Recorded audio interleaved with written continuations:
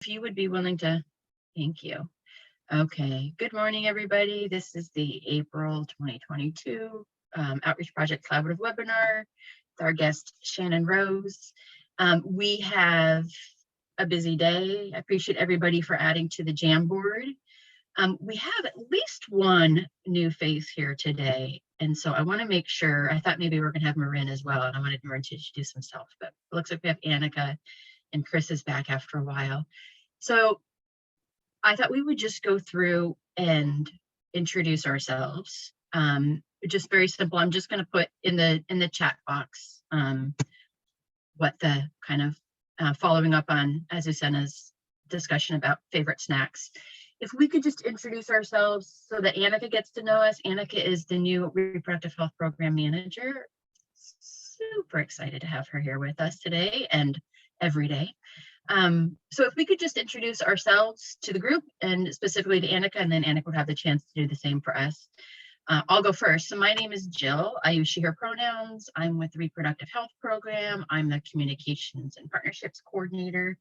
And I really like apples with cheese and peanut butter. If you get peanut butter in one half and then the second half of the apple is with the cheese, that's the way to go. And I am going to pass it to Jen. Good morning, everyone. And hi, Annika. Annika and I have worked on other projects together. So what am I doing? She, her pronouns.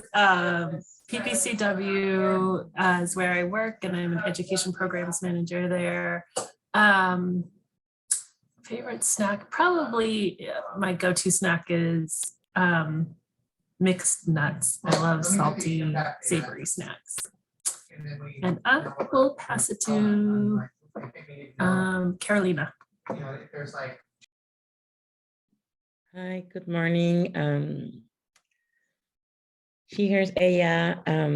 I work with Latino Network, and I will say popcorn. It's one of my favorite ones of all times, and I like pecans. I'm kind of particular with nuts, so pecans is my favorite one, and popcorn. And I will pass to Christina.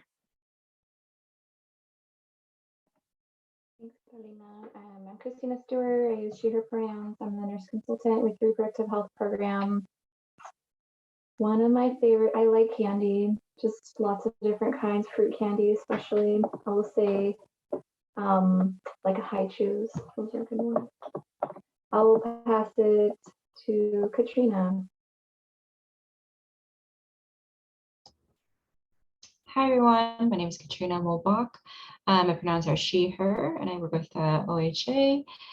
And I am an administrative specialist for the RH program. My favorite snack, this is hard. I would have to say, I guess, cheddar popcorn. I'm going to pass it to Kendall. Hi, everyone. I'm Kendall Reese. I use the he, him series pronouns. I am an admin specialist with the Oregon Health Authority, the Adolescent Genetics and Reproductive Health section. And favorite snack is hard because I'm a snacker, but I think I'm gonna go with just regular hard pretzels, preferably the salted variety. And then I will pass it to Maria Park. Good morning, Maria Park from Asian Health and Service Center. I'm the community program manager, and it's a tough one. I like snacks too. Okay, and let's see. I like jerky and popcorn, and I'm not sure if you've seen, like, there's like, if we cook rice in a kind of like a hard bowl, like ceramic bowl, it gets stuck to the sides, and that's really good too.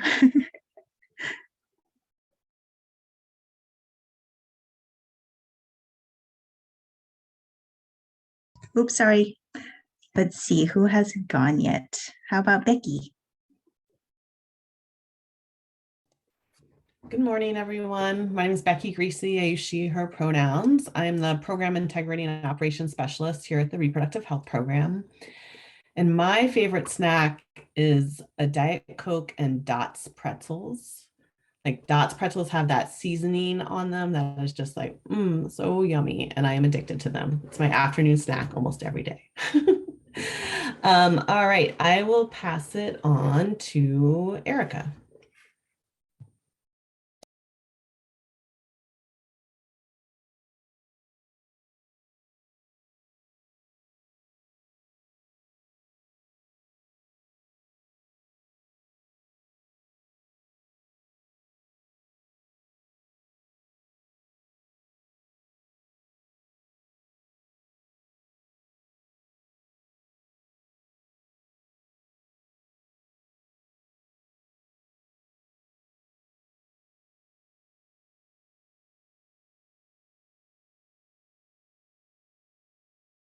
She's typing. There we go. Okay, that's fine. Thank you, Erica. How about we pass it to your neighbor there, Virginia? Yeah.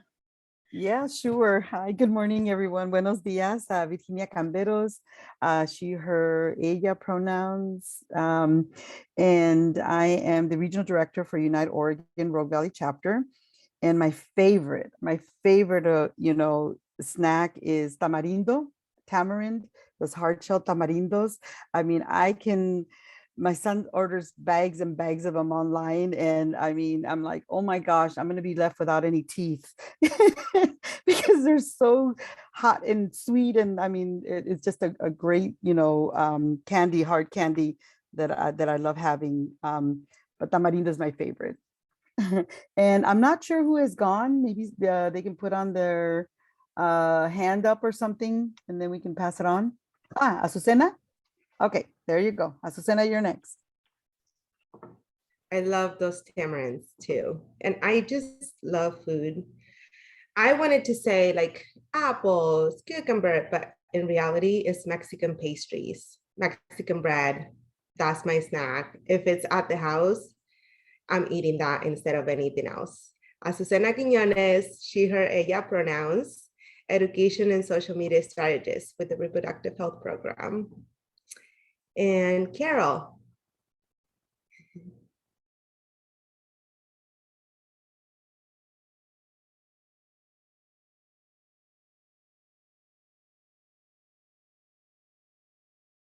You are muted, Carol. I double clicked it, so sorry. Thank you, Azucena and Christina. Good morning. My name is Carol Easter. I'm with the Reproductive Health Program, and I go by she, her pronouns.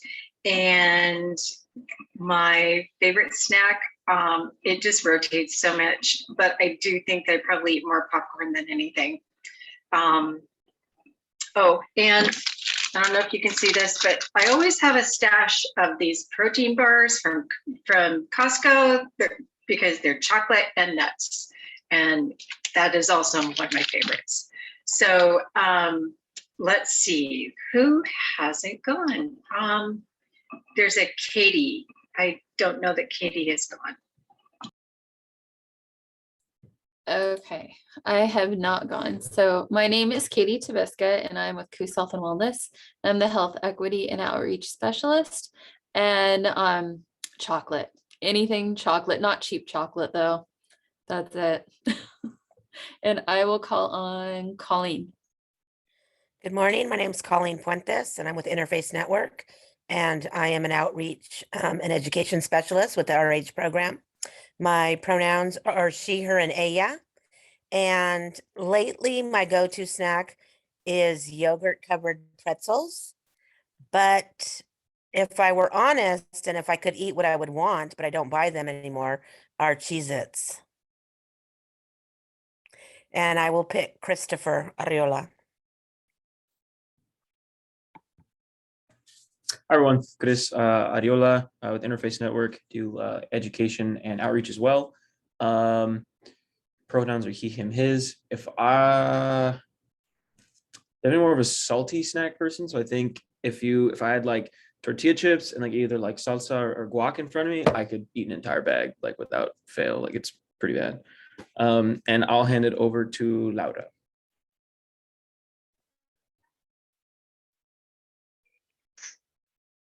Good morning. I'm Laura Contreras, I'm the Reproductive Health Program Manager at Virginia Garcia. I use she, her, ella pronouns. Favorite snack. I eat chocolate chip cookies almost every day. And when I don't have them, I have like this withdrawal. I have to go to the store and buy them. I wrote a poem on chunky chocolate chip cookies in elementary school. So that's how bad it is. Whenever I go to clinics, they're always like, do you have cookies? And I like whip them out of my purse. Like they know that I have them. So yeah, chunky chocolate chip cookies. And I'll pass it over to Erika.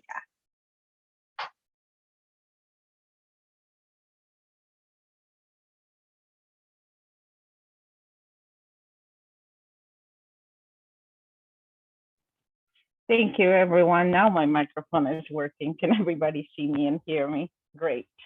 Good morning. My name is Erica. I'm a community organizer for Unite Oregon, and my pronouns are she, her, hers.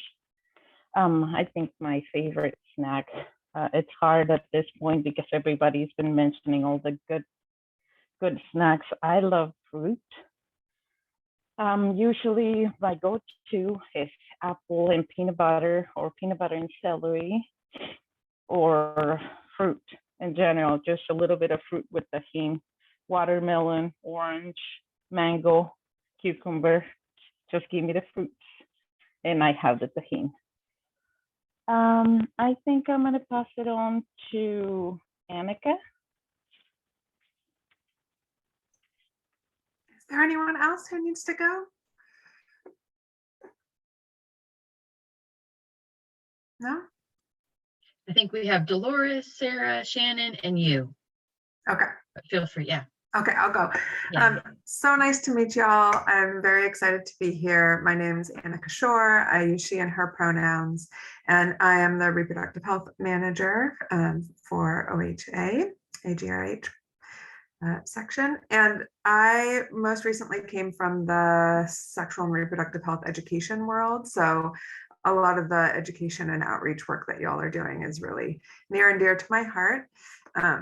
I'm really looking forward to getting to know the work of your outreach projects and learning how I can support Jill and our team and supporting you all as your projects go along. So thanks for allowing me into the space, and I'm excited to be here. Oh, and my favorite snack right now. So cheesy popcorn, Katrina, is usually my favorite. Right now, there's a new brand of cheesy snack I found. It's called Bunny Tails, Annie's Bunny Tails. There's something about the like cheesy powder they use, or I can't put them down. I eat the whole bag. They're bizarrely expensive for like a tiny bag, but I highly recommend. They're the best. And I will pass it to Dolores. Thank you. Good morning, everyone. This is Dolores Martinez, Director of Community Engagement with the WAC Group, and she, her, ella.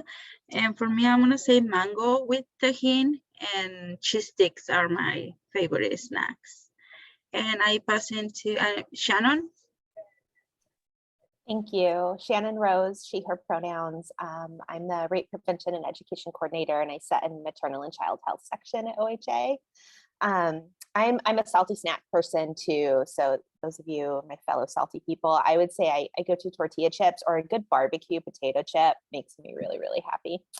And is it Jill, are you the only one else left? I think Sarah's the only one left. Oh, Am I Sarah. right? Yeah. Sarah. Good morning, everyone. Sarah Botello, my pronouns are she, her, work as a research analyst with the Reproductive Health Program. And I think I would have to second the chips. I like to snack on chips and maybe throw in a dip with that, so yeah. Well, welcome everybody, and welcome Annika, and a special welcome to Shannon as well for sharing her time and her expertise with us again this month. I think we were going to do a little bit something else, but I think let's take advantage of our time and having you here, Shannon. And if you're ready, maybe we can get started with the presentation. I encourage everybody to, always do what you need. Cameras on, cameras off. Raise your hand, put it in chat. You can chat to me directly. You can chat to Shannon directly, whatever you need. But I look forward today to being Shannon's got a lot set up for us today. So I look forward to our conversation. So with that, Shannon Rose. Thank you so much. And I'm just going to go ahead and get my screen sharing started.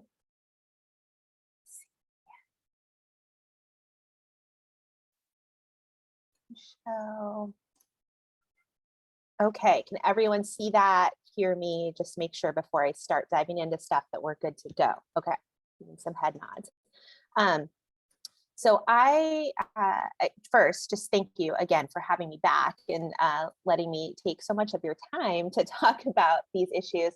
And I really want to also say thank you to folks who participated on that Jamboard, because I went back and looked at those comments and added some additional resources and things in that we're going to talk about today. So hopefully we'll get to touch on all those topics that people wanted to. But as a reminder, and just to reiterate, and sorry, this is my cat Percy. He comes to meetings with me.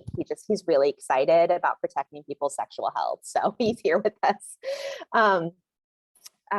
So just as Jill said, definitely like unmute, ask questions, talk, put stuff in the chat, whatever feels comfortable to you. I'm super flexible and open to whatever way feels best to make sure everyone gets their questions answered and shares any comments or things they want to share. So I'm going to jump back in, last time, I know there's a couple of folks here who weren't with us last time, but last month we talked all about sort of the ways that domestic violence and sexual violence shows up for people and some of the impacts it has on folks' thinking and behaviors. Oh goodness, Percy. Okay, so today we are going to focus on how do we help, right? We're going to sort of move in and really hone in on like, how do we have conversations about this stuff with people in a way that are really helpful? And what are the resources and services available in our communities and how to access them? Because sometimes that system can be pretty confusing. So to start us off, I wanted to hopefully just have a brief sort of call out. If folks can put stuff in the chat or unmute and answer this question, I would like us to think about times when maybe you've had a hard time with something. If you remember last month, we talked about our lids being flipped, that brain model, and how our lids get flipped and our amygdala takes over and we're like panic mode, right? It's all that fight, flight, or freeze stuff and stress response. So I just want to ask folks, in times in your life when your lid has been flipped, or when you've had a hard time, what are some things that have been helpful to you? What are things that other people have maybe said or done? Or just like approaches or behaviors that people have taken with you that's been helpful. You can also answer what's not been helpful. I'm not trying to trigger people with bad responses, but I know sometimes that comes to mind. So if there is also something where you're like, somebody did this thing and it was really not the way to go, we can learn from that too. So whatever folks want to share, and I'll just be quiet a minute and see if anyone wants to unmute or share anything in the chat for us to read. I'd like to share something. So for me, I think that one of the things that, I've learned through the years is that, I was raised by my grandmother in East Los Angeles and by my tia Carmen. So, but they had different views about, reproductive health. So grandma was more, it's like, oh, we don't talk about that. Or even when there was domestic abuse or anything like that, especially within the Latinx community, is like, you don't talk about things like that. It's like, it stays indoors. Mm-hmm. So, but as I got older and I started having my connection with my tia, she's like, oh no, you have to talk about these things. These are important to know.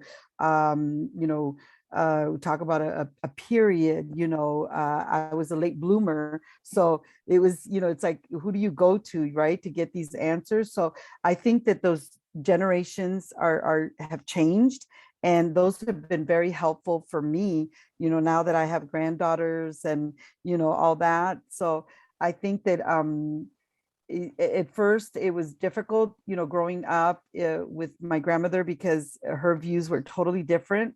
And that wasn't helpful because I needed answers. But now that, you know, a different generation, you know, with my tia, it made it, you know, more, she made it more available and more, you know, open to discussion about reproductive health or, you know, ways of protecting myself as a young person. So that was my own, you know, personal, you know, Thank you, Virginia. experience. Yeah.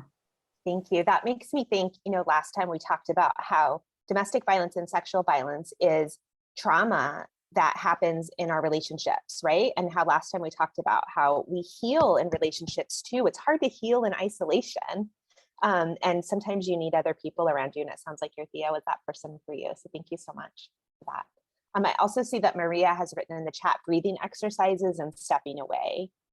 Absolutely. Sometimes just that we just need to calm ourselves before we can engage in conversation or before we can get into the work, right?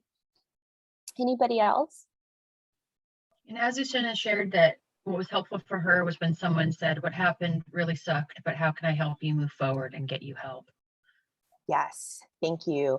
And that first part, Azucena, I so appreciate, because I think a lot of times we kind of dance around the horribleness of whatever the trauma is. And just to say, like, that is terrible. And just to acknowledge that and validate that, I think is so important, because then people can say, oh, they understand how hard this is. And now, like, they're here with me to move forward. And that is so powerful to helping calm that panic response too. Anybody else? And thank you, Jill. I may miss stuff in the chat, so please, I appreciate your help with that.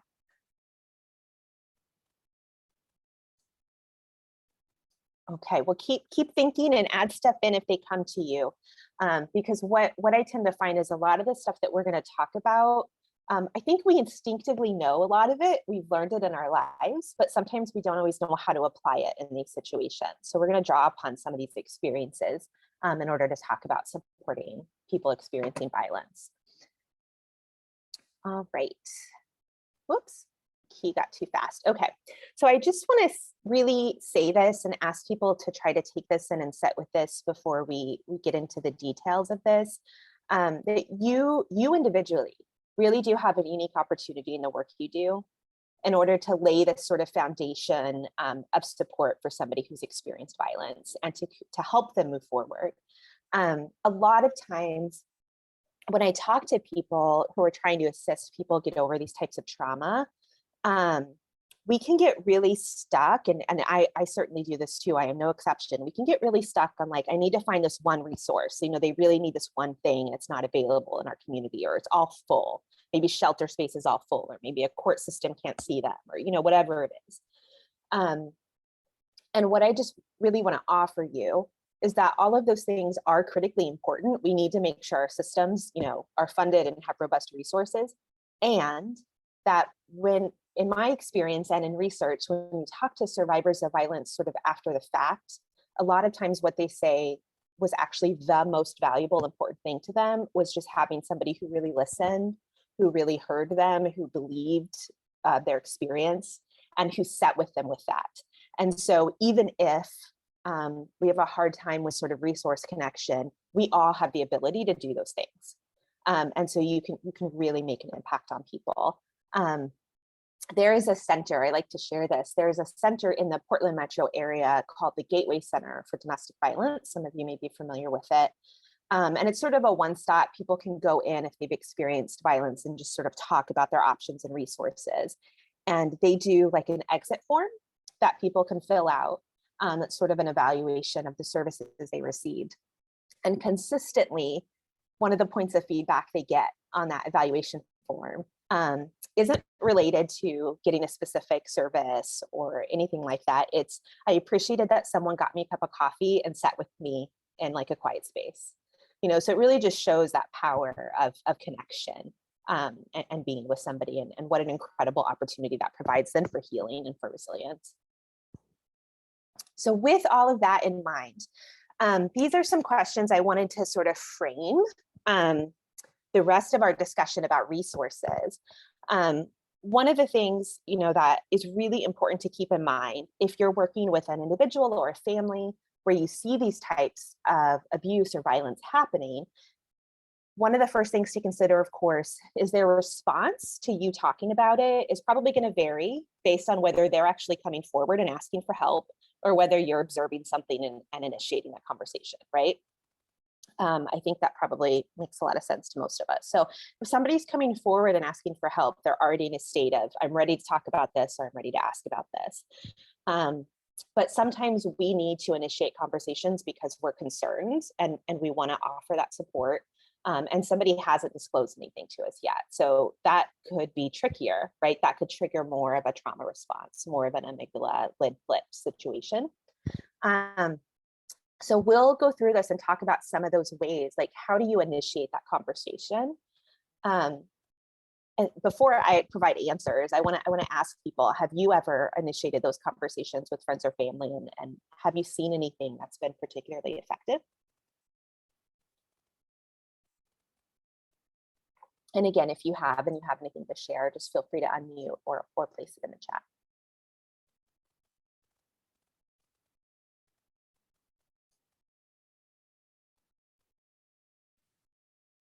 I have, and one thing I've learned is, or I've experienced, is that there might be an individual who's experiencing violence, but very much there's like a family dynamics where the whole family has some influence, or some, maybe not the other family members not being the perpetrators of the violence, but they're all kind of in this world together. And sometimes you have to work with family members to kind of get that individual support, because family can sometimes be sort of a barrier to getting the individual who's experiencing violence what they need.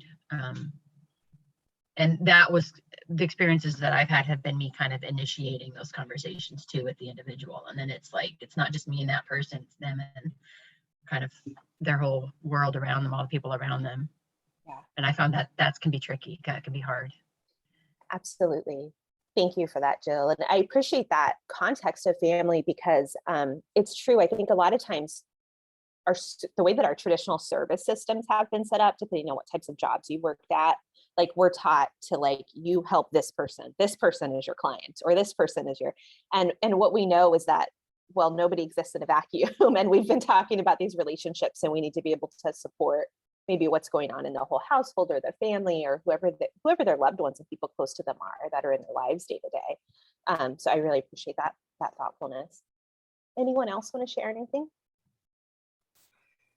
I think something that's been helpful in some conversations with young adults, particularly women who are my students, we do a class in cognitive behavioral thinking. And so when they're sharing some, and for the most part, it hasn't been physical abuse, but emotional and manipulation. So I kind of draw back to asking them to think about the class that we took on our cognitive behavioral thinking. And is it possible that you're minimizing this situation? Because a lot of the young women, if they're not getting hit, they're not seeing it as abuse. Yep. So rather than telling them that they're wrong and that it is, I ask them, and we look at a lot of the forms of thinking that we talk about in the class, and that has been helpful. That's great, Colleen. Thank you. Yeah, I think that is really in alignment with the approach that I've often taken too, which is like, I try not to, there's no point in getting into a conflict with somebody about this is abuse or this isn't abuse, or, people get to define and call their situation what they want to call it. They get to name that whatever feels best for them. But what I tried to done, and what I have found to be most effective, is to really just talk about, like, it sounds like there are things happening in this relationship that you don't feel great about, that you don't feel comfortable with, or that feel scary to you, or that, feel like are stifling to you, whatever it is, whatever you're hearing. And sort of bring those things up, because most people will, if you've built trust and rapport with them, will get into a conversation with you about, like, yeah, I want these things from my relationship and I'm not getting them. And then you can start to get into what are those things?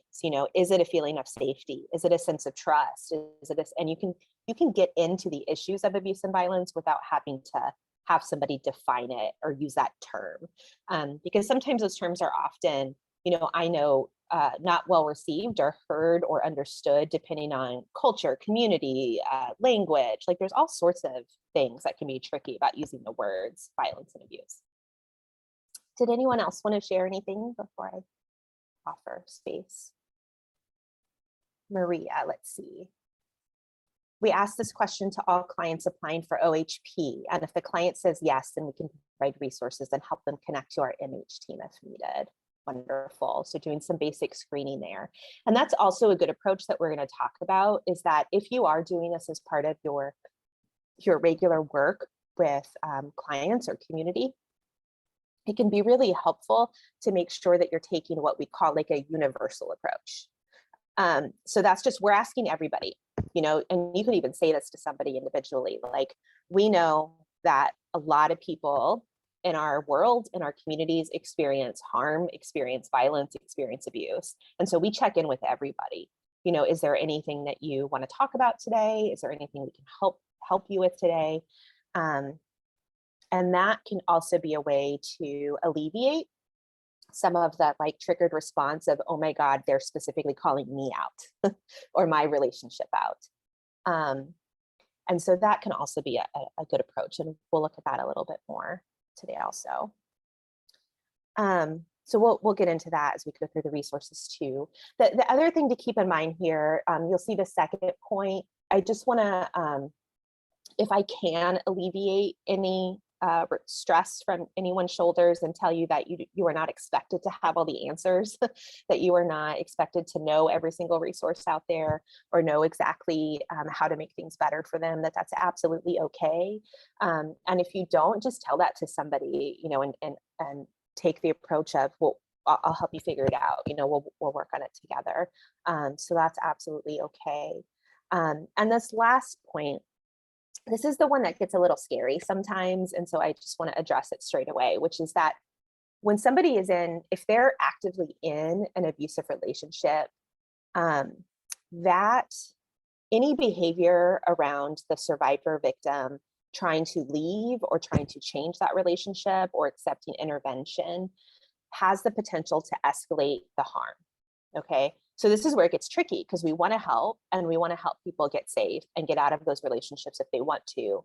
And what's happening here is the person using the violence can start to sense that loss of control and sort of step up their abuse or the things that they're doing in order to gain control back. And that can make things more dangerous for the individual and for the family. And so the reason I want to point this out is as we go through all of these tips and have this conversation, if I don't often say like, don't do this, but this is the one time I will, which is please don't ever force someone or pressure someone into leaving a situation today if they're not ready to, or tomorrow if they're not ready to. That leaving process, if leaving is something they want to do, that leaving process needs to be often thought out and done with some really good safety planning to help mitigate any potential pushback or additional harm from their partner. So that's where connections to, you know, trained domestic and sexual violence advocates come in, and I'm going to talk about where to connect with them and how. So just know that we can work with them on that process. Okay. Come on, screen. Okay. Ooh. So a couple of do's and don'ts, basic do's and don'ts. Always acknowledge that person's strength and resilience. This is just, again, strength-based approach that most of us probably know and do all the time. I personally believe that someone coming forward and talking about experiences of interpersonal violence, however that violence took place, is one of the most courageous things anyone can do. I really do believe that. It's incredibly hard. And just the pushback that people have received often in their lives has told them not to do that or not to talk about it. And so it's really, really strong and really indicative of a lot of resilience in that individual. I put this last one here: speak clearly, calmly, and check for hearing and understanding. The reason that I explicitly say that is if you remember back to last month and we talked about some of those impacts on the brain, when someone is sort of in that trauma response mode, it just biologically, physiologically, memory gets affected, comprehension sometimes gets affected because their brain is doing other things. That's just thinking about danger, danger. So it's important sometimes to just slow down and make sure that folks are able to take in if you're offering them resources, and maybe reiterate, maybe write things down, whatever that is that people need. The don'ts, these are those don'ts that I say, be cautious of should. So that's what I sort of mean about don't force them or pressure them, like you should do this thing. Really want to talk with them about what their options are. This comes up a lot with things like restraining orders or sexual assault protective orders, where sometimes people will say, well, you should go to the courts and you should try to get an order because that will help. Orders are helpful sometimes. Sometimes they're really helpful, and sometimes they're not at all helpful. But what we know is that the person who knows best is always that survivor. They have that experience with the other person. They have a really good idea of how that person might react if they got served with an order. So what I recommend is just always talking to people about all their options, you know, using orders as an example, saying protective orders are one option for you. How do you think, you know, this person would react if you filed for one? What do you think would happen? What do you think they would do? And they'll usually be able to identify that pretty accurately. Don't assume gender pronouns of survivor perpetrator. I think, you know, a lot of us do a really great job of this these days, but still sometimes there's some stereotypes of like heterosexual relationships in domestic violence, and that can be really exclusionary, and folks can feel maybe afraid to be open about their sexuality or their partnership or their orientation. So just to be cautious that we don't jump to assuming that someone who harmed them is of a particular gender. And then of course, avoid using victim blaming statements. So what does that mean? Can anyone think of maybe a victim blaming statement that you've heard, or maybe that you've said? I've said them. I mean, we've all had moments where we're like, oh gosh, why did I say that thing? You know, why did that come out of my mouth? So no judgment here about that. We're just here to learn and try to keep doing better. Can anyone think of what a victim blaming statement might sound like or look like?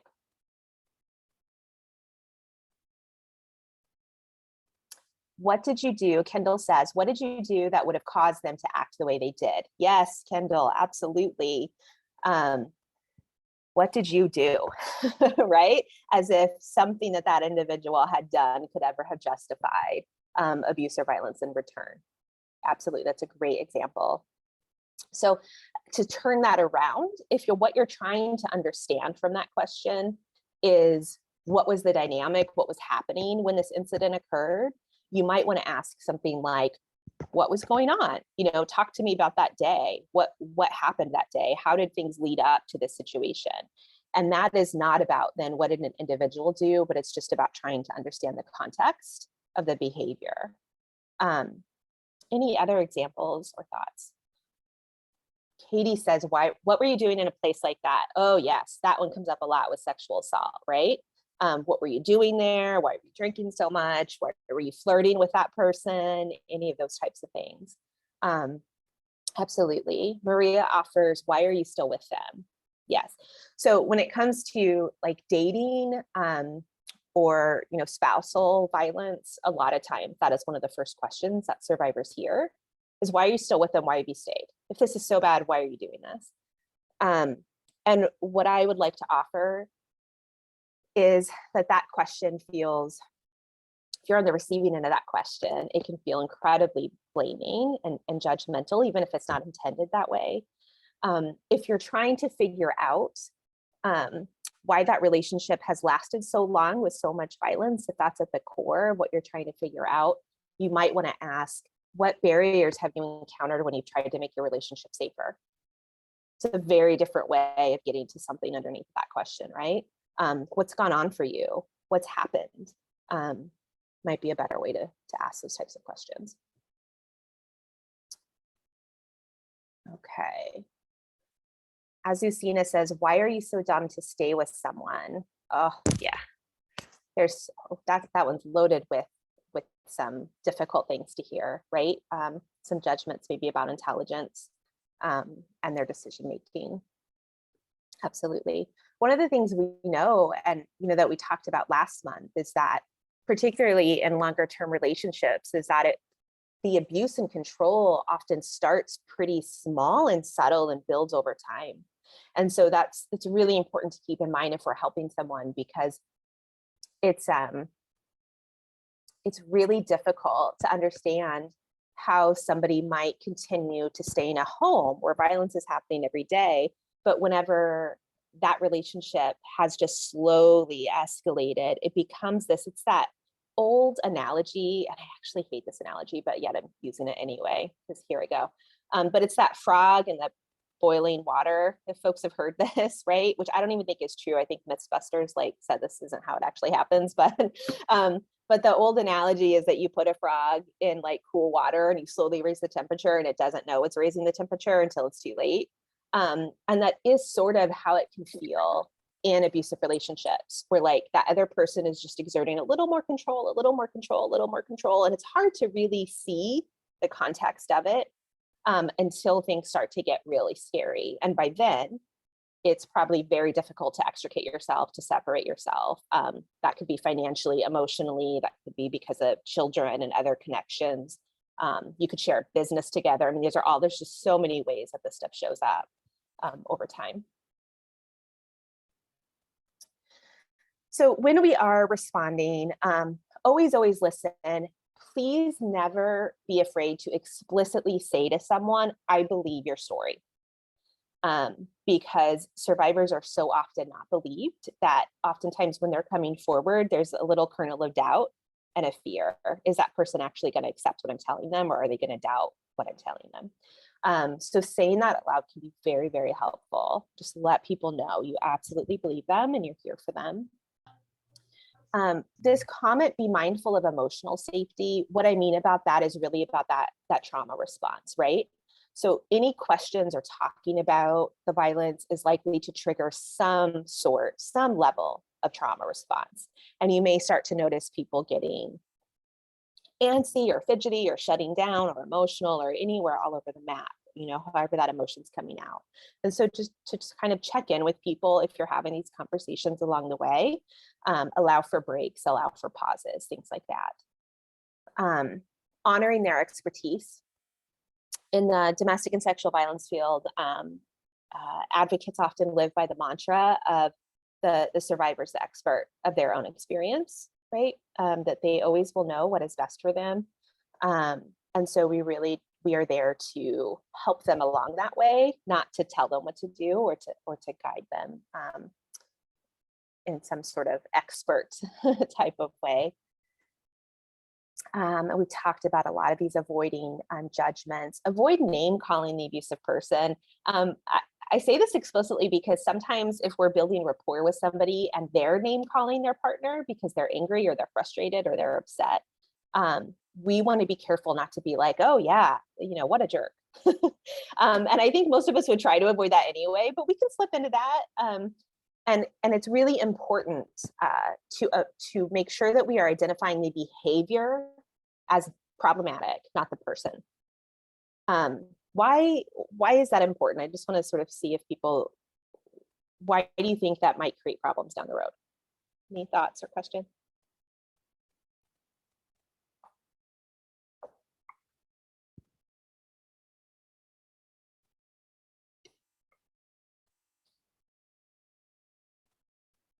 Well, a lot of people might not be ready to leave that person or to separate from that person, right? Or they might choose to go back for some reason, or they might still have to maintain a connection.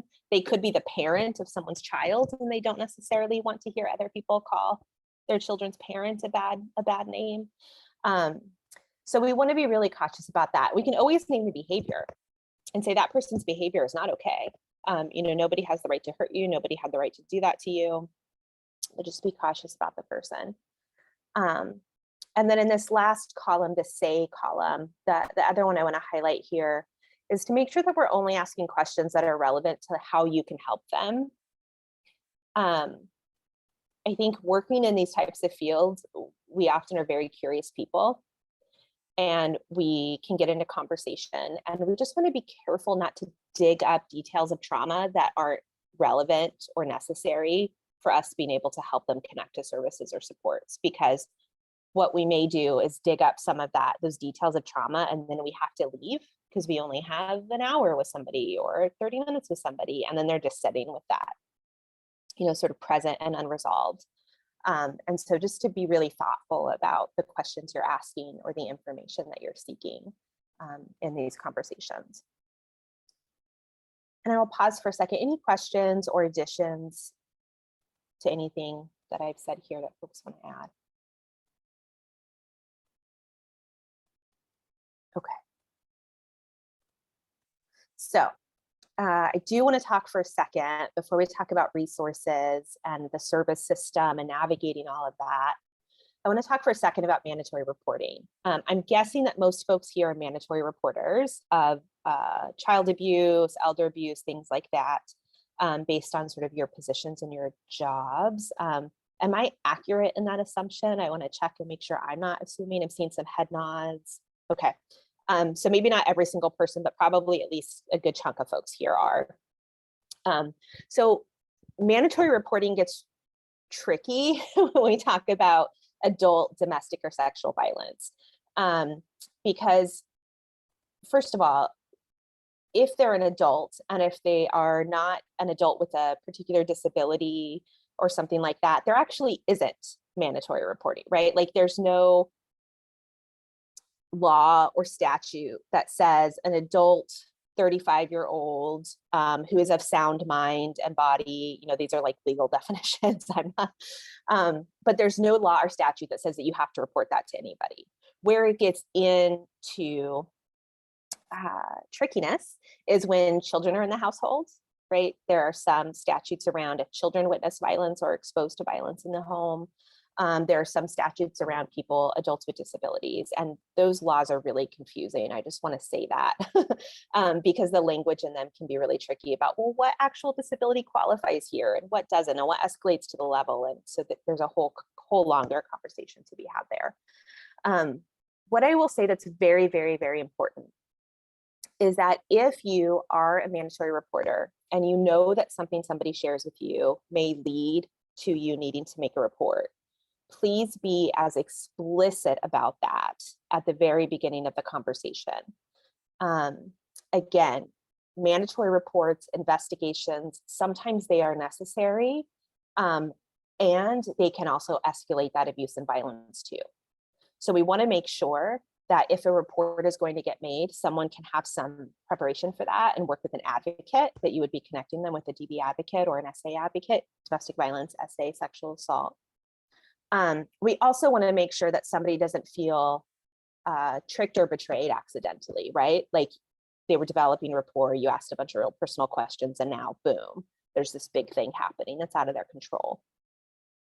And I want to bring that back to control for a minute, because when we're talking about experience, intimate partner, or sexual violence, as we talked about last month, it always, always, always is about that victim survivor losing their ability to control what's happening to them. And that is such a traumatizing experience. And so anything we can do to give them control back is healing, right? What do you want to happen to your information? Who do you want to be involved in this? Who do you want to know? That is all incredibly important for their healing in this process. And we're going to talk in a few minutes specifically about domestic and sexual violence advocates, because a lot of them are not mandatory reporters of abuse. Oregon actually has a state statute that allows for people who work in dedicated domestic and sexual violence agencies and who've gone through a specific training to be protected from having to make mandatory reports in a similar way that like doctors, medical information is protected, or lawyer client privileges, there's advocate privilege. And the reason for that, that Oregon advocates fought so hard for that, is because they know that sometimes survivors need to just be really open about what's happened to them, and they're not ready for a big response from, child welfare or protective services or police, and that there needs to be sort of a middle ground and a safe place for them to go. So you can always do the thing, which is, you can tell people, I'm here to support you.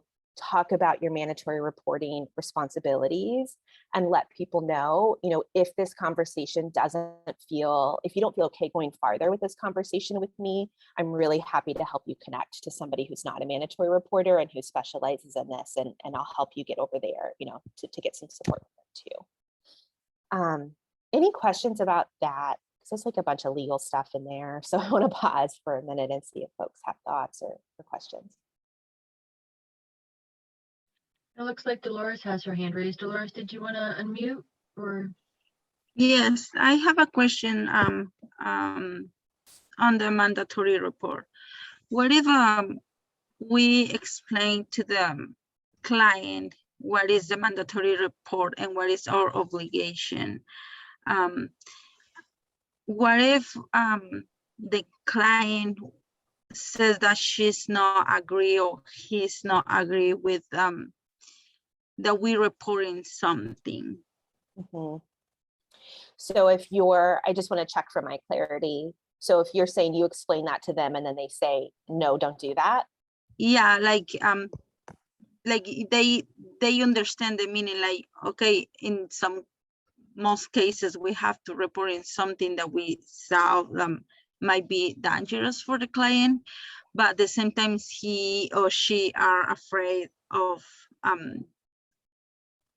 what is the results of the reporting, and they say, you know, I'm talking to you about this, but I don't want to you make a reporting or something like that because they are afraid for the consequences. Thank you for that question. So what I would recommend, I mean, you still have, I would never tell you to not make a report if you feel like that is, you know, you have that responsibilities, because you need to do what you need to do under your obligations.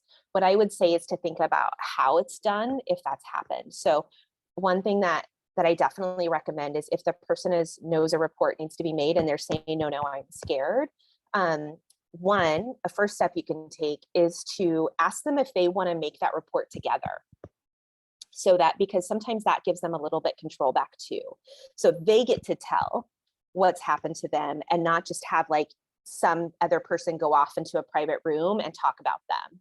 Do you know what I mean? Like that can feel really different. And then they can have some more control over that information and talk directly to the person who's taking that report.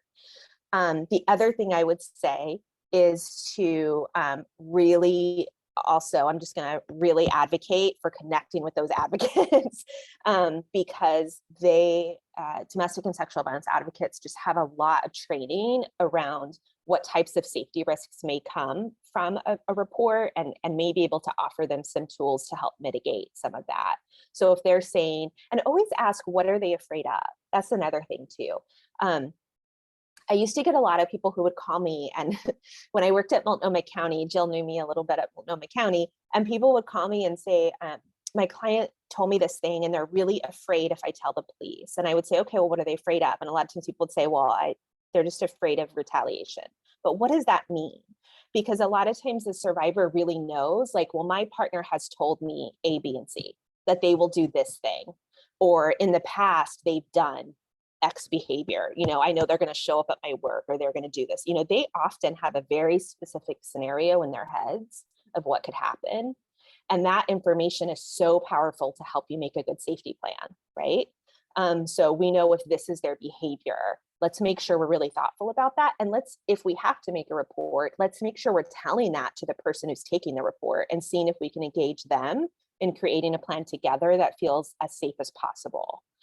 So that they're not just storming out and like right away and meeting with somebody. Maybe they can give a day or two. I know, again, at my prior job, a lot of times what that would mean is the people who were responding to the report would work with the survivor before talking to the alleged perpetrator of the harm in order to help them get that safety plan in place, right? Before then escalating and letting that perpetrator know that a report was made.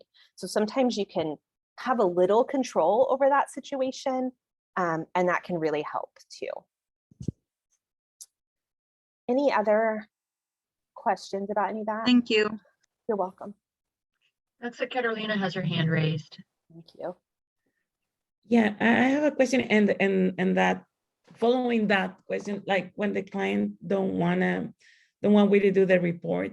Mhm. But it's any consequences if we don't do the report?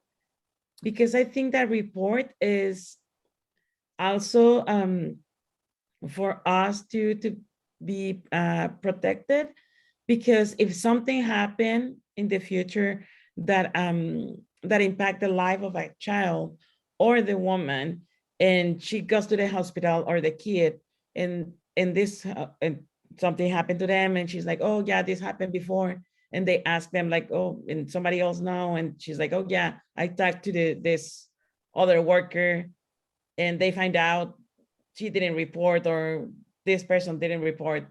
It's like this is a kind of huge deal, isn't it? Because it's mandatory report for a reason. Right. I mean, it could be, absolutely. And that's too, like, why I will always say, like, I will never tell you not to make a report if you feel like you need to, because again, just like I trust survivors, like I trust you and knowing what's important for your role and your job and your responsibility. So if you feel like you need to, and if you feel like that's really important to try to mitigate or to try to be proactive about potential harm down the road, do that. All that I would ask is that you try to do it as involved with the survivor as possible, so that they can continue to inform that process and have some control over that process. Thank you. You're welcome. And I know this is a hard topic. Mandatory reporting is so complicated. And it's just fraught. It's not a perfect system. You know, these are systems jumping in, trying to put things in place, and it's definitely not a perfect system at all for anyone on any side of it. Okay, so with all of that in mind, let's talk about some of these resources then. So if you are having these conversations or disclosures, if you are making a report, let's make sure you can get some of these folks involved for help if needed. And there's a lot of links in these slides. I may click on some of them and look at them together, and other ones I would just encourage you to explore when you have a few minutes. We'll talk about them and what services they offer. First and foremost, you know, hotlines are always helpful if someone just needs to talk. And this is a place too, where if someone is talking to you and they do get a little shy about sharing details because of mandatory reporting status, they can call one of these hotlines and remain completely anonymous. No one is ever gonna know who they are, try to find out who they are. No one is ever gonna report them. So it's a good way, a lot of survivors, I think, use it to sort of test out the waters of how does it feel like talking to someone and sharing my story with someone. And a lot of times that's a good first step before then bigger steps, right, of actually involving like specific systems or things like that. So Call to Safety is sort of the local Oregon hotline. They also, I just want to put a plug in, because at the beginning of the pandemic, they created a really wonderful anonymous texting option as well. So folks can text into them if speaking on the phone isn't accessible or doesn't feel good. There's also a national hotline here in case the local one doesn't feel safe. One thing that I learned a lot in later years is that, you know, not to forget that a lot of the folks we work with may also work in social service systems or healthcare systems or clinics, because we experience this stuff too. And sometimes it doesn't always feel good to call a local program where they may know someone, or that can feel scary. So there's always national places out there that can be a sounding board for them and a support for them. And one of the questions on the JAM board that I noticed was specifically around like TTY resources. So that made me want to put the Deaf Hotline in too. The Deaf Hotline is a national hotline. It's run out of Seattle, but they respond to folks all over the country. And they have a lot of options. They have TTY, they have video chat so you can sign. They have an online chat or texting option. There's just lots of ways to contact them. So they're a wonderful resource and a really great, like, run by a lot of folks who are in the deaf community. So they you know, get how to work with each other. For Oregon specific resources, if you're trying to connect them with a specific organization around the state, I would recommend starting your search at this OCADSVA link. So this stands for the Oregon Coalition Against Domestic and Sexual Violence. And I am going to click on this and open it up. If my computer will do it, it's trying. Whoops. thinking about it. It's tired, just like most of us are on this Wednesday morning. Okay. Is this showing on your screen or is it just showing? Okay, perfect. So if you go to this Oregon website, you can go to this Find Help bar at the top. And on this page is every single dedicated domestic and sexual violence program in this state. So you can search by county, you can search by languages spoken and served, or you can search by specific services. And they have links to each of the websites for the individual organizations. So if you're trying to say, I really need to get somebody to a trained advocate, here you go, this is where you find them. And one thing I will say about offering these connections is as much as you can do a warm handoff, please try to do that, because that's always helpful, right? As opposed to just having a survivor call a random number on their own. But with that, here's the caveat, get your releases of information in place because domestic and sexual violence advocates, a primary concern is confidentiality and privacy, because that's, again, core to safety, core to healing for them. So they're gonna wanna they're not gonna talk to you unless they really have that explicit consent from the survivor. So just keep that in mind. So this is a wonderful, wonderful website. Let me go back and try to make sure, okay. I also put down Bridges, Oregon here. This is the newer program that just opened maybe a year and a half ago. But they are also specifically for deaf and hard of hearing survivors. And they also offer just like a wide directory of trying to access like ASL interpretation. And they have a specific focus on helping survivors who've been through any kind of trauma or harm. So a really great resource that's come into the community. I'm going to go through this list and kind of talk about each of these and invite you to explore whichever of them seem helpful. The Oregon Sexual Assault Task Force. This is a statewide organization that works on sexual violence. They do not provide direct services. So this is not a place to send somebody for advocacy, but they do have a ton of information on their website about like how to help people who've survived sexual violence, resources, protection. So it's a good place for like us to go as helpers and to learn. The same with the National Sexual Violence Resource Center there. Oregon Law Help, I feel like this is a really underutilized website. Like nobody told me about it for so many years. And then when I found it, my whole world changed. So if you haven't experienced Oregon Law Help, it is a website run by Oregon Legal Aid Services. And there is so much information on there. If someone's trying to figure out like, well, what would happen if I got a restraining order? Or what does that process look like? Or what are my rights as a survivor of sexual violence? There's just so much information on that website. So really, really helpful. Futures Without Violence here, specifically, a lot of their work is on the intersection. Well, they do two big buckets of work. One is on the intersection of violence and healthcare. So for you all particular working in reproductive health agencies, there's some good tools there that you might just want to browse through on all the free time that I'm sure you all have, because it's not like you're busy or anything at your jobs, but if you do have a minute, it's a great resource. And the other sort of big bucket of their work is around the impact of trauma and violence on kids.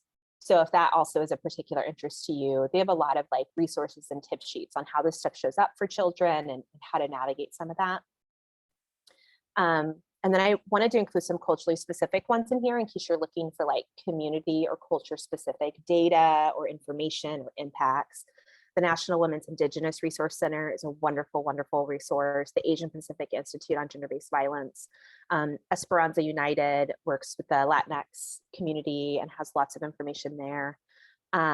And then the National LGBTQ Institute on Intimate Partner Violence, if you want to look into specifically how sexual assault, domestic violence shows up or impacts folks in queer relationships, trans relationships, because there's a lot of unique dynamics there. So those are all there for you. I want to talk for a minute about the technology safety website, which is techsafety.org. This is run by the National Network to End Domestic Violence, and they do their best to keep up with the ever-changing technology in our world, social media sites, things like that, and have some really helpful tip sheets if anyone you're working with is afraid that they're being monitored or tracked or stalked using technology. So a lot of really helpful information on what to look for, how to set security protocols, things like that. Love is Respect is specifically for young people. So when I say young people, I mean teens and like early 20s. And they have some cool stuff on their website. They have like healthy relationship continuum quizzes. You know, everybody loves a good online quiz, right? So you can take it and you can sort of see where you fall. And that also is a really great way to initiate conversation. I think too, if someone's trying to figure out like, is this relationship safe? Is it giving me what I need? Like, you can do this with somebody and then like talk about how they feel about those results or the way they're answering some of those questions. And then I tagged these on here, these Duluth Power Control Wheels. These are like the tried and true resource for domestic violence advocates. They've been around forever. I will click on this for a minute and just show you the options and the way that they've been adapted over time. So these wheels, the original one was adapted in the 70s, I think, maybe 80s. And it was created with survivors. It was created with groups. At that time, it was women. It was created with groups of women who were talking about the ways that control and abuse and violence showed up in their lives from their partners. And they created the original one and they mapped it out. And it looks like this. So some of you may have seen this before. And these can be really good tools to also start conversation. I've definitely pulled this out with people and just said, you know, this is what abuse or lack of safety can look like in a relationship. And we've sort of gone around and talked about like, do any of them feel familiar to you? Do any of them feel like they're showing up for you? And it can be a good way to start a conversation. This website, so that was the original one, very gender specific, very heterosexual specific, but it has been adapted. You can scroll down this page and see there have been wonderful organizations that have adapted official versions of it for different communities and in different languages. There are like well over 20 languages here. So lots of options now for more modern power and control wheels and more accessible ones. Go back again.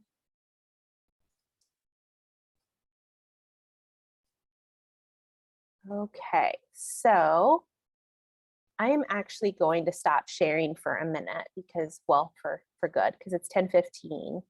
And I want to just kind of open it up. And out of all of those things that we talked about, to see if there's lingering questions, specific resource, you know, thoughts, what's sitting with you and what might you still want to touch on before we wrap up today?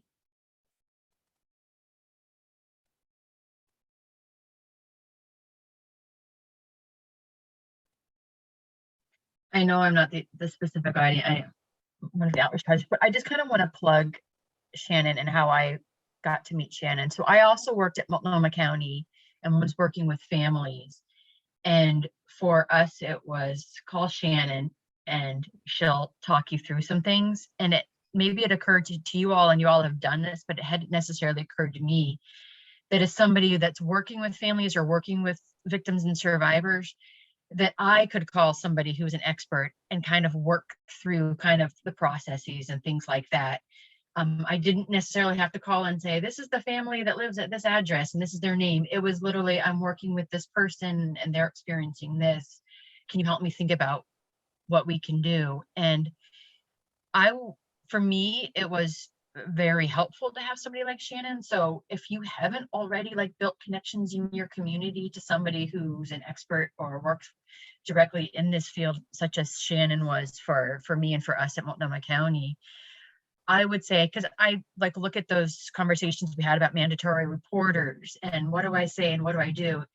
And it can feel, for me, I have feelings of like being like overwhelmed, like, wow, that's a lot. And I know I appreciate Shannon telling us we don't have to get it right or get it perfect. But as as you know, organizers and advocates and educators, we can also call on these resources to support us as we support others. So that would be my recommendation, because it made a huge difference for the work that we were doing at the county. So if you haven't connected yet with somebody in your community, do it. I would suggest that you have their support for you as well. Thank you for stating that so clearly, because I did not, Jill. And if you are having trouble or don't know how to access folks in your community, I'm happy to help sort of be a liaison for you. So if you want to email me and say, hey, I'm working in Malheur County, or what have you, who can I contact out here? Feel free, and I'm happy to try to help get you connected with your local programs too. And yeah, I can tell you that folks working on the hotlines, like Call to Safety, the national hotline, stuff like that, they're really open to having like other professionals, quote unquote, call them versus the survivors themselves. So they'll be happy to chat with you and talk through situations with you. Anything else?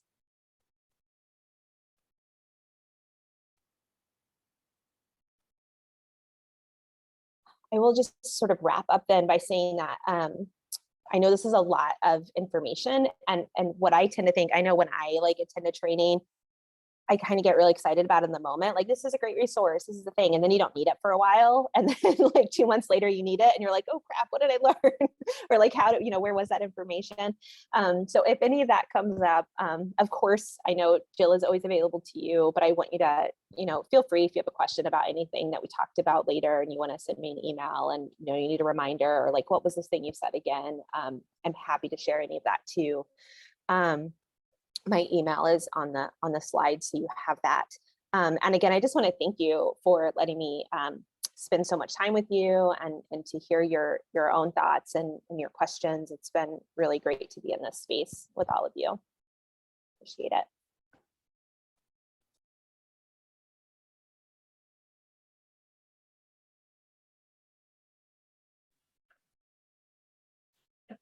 Any other kind of last questions or comments or things while we have Shannon here with us? I'm going to attempt to share my screen. I told you I needed a couple of years for this to figure out how to do this. I first off want to just thank you, Shannon, for your time and your expertise. I want to thank the outreach partners who kind of presented this topic to us to say, we'd like to talk about this. We'd like to have some information.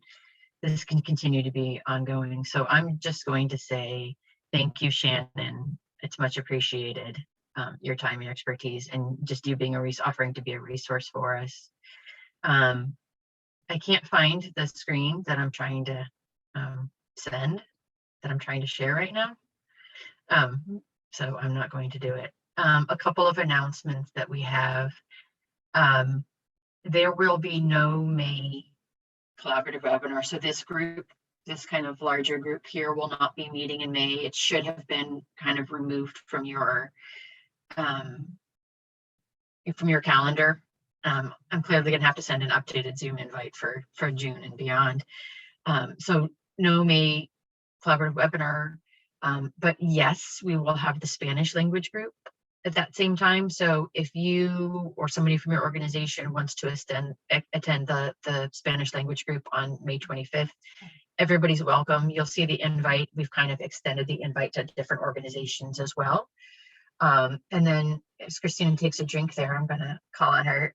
In June, we're going to come back together and we're going to be talking about supporting clients when they get ready to go to a clinic visit. So what is it going to be like for a clinic visit? As you may know or may not remember, Christina is a provider, an active provider, has been for a number of years. Azucena is also going to be presenting at that conversation. So both just recently out of the clinic life from Planned Parenthood. We might call on somebody else. I'm looking at you, Laura. Maybe you'll have some things to contribute. And I'm anticipating that everybody's going to have maybe even Jay, I'm assuming that you're going to have some things to contribute to that conversation. Jen, what happens when folks go to a clinic? What can they expect? And then we're also going to have Christina here to kind of do an Ask a Nurse question. So with her wealth of knowledge and her love of of trivia and facts and being a great provider. I'm hoping we have just some basic questions about reproductive health, perhaps methods or any sort of thing that we might have that Christina can answer. So that's going to be for June. I think that those were the announcements that I had. Oh, also in May, I'm going to go ahead and cancel the RAIA work group. It's not currently on your calendars, and it won't be on your calendars. I think that the advocates are very busy right now. And so we're just going to take a little break and we'll come back to that in August. With that, that's all I have. We have a few extra minutes. Do we want to fill those with questions or anything for Shannon or for anybody else?